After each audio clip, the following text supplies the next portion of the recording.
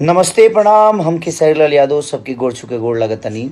श्री श्री 108 श्री चैती दुर्गा पूजा के समारोह ढाका मोड़ बांका बिहार और द्वारा आयोजित यह कार्यक्रम बहुत पहले भी कैले बनी हम और फिर से आवत निर्वह सबके बीच में।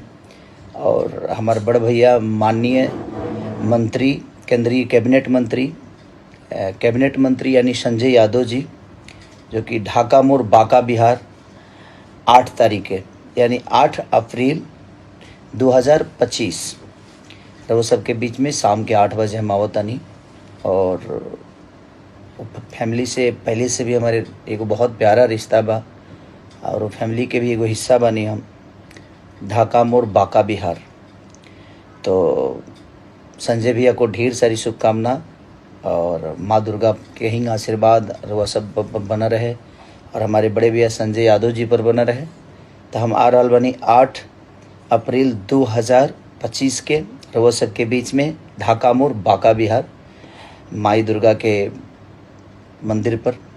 और हर साल भैया ये पूजा कराई ले और कोई ना कोई कलाकार आवेला, रउआ सब के मनोरंजन भी करावेला और देवी भजन से सेवा भी करेला। तो ऐसे ही प्यार और आशीर्वाद देते रहीं।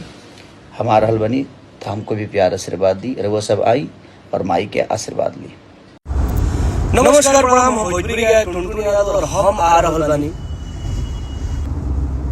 श्री श्री 108 चैती दुर्गा पूजा समारोह ढाका मोड़ बांका बिहार में, जिसके आयोजन करता है माननीय मंत्री श्री संजय प्रसाद यादव, कैबिनेट मंत्री झारखंड सरकार। तो आप सब ज्यादा से ज्यादा जनसंख्या में आई जा और अपना भाई टुनटुन यादव के और साथ ही साथ जितने भी कलाकार हैं सबको प्यार आशीर्वाद आकर दीजिए।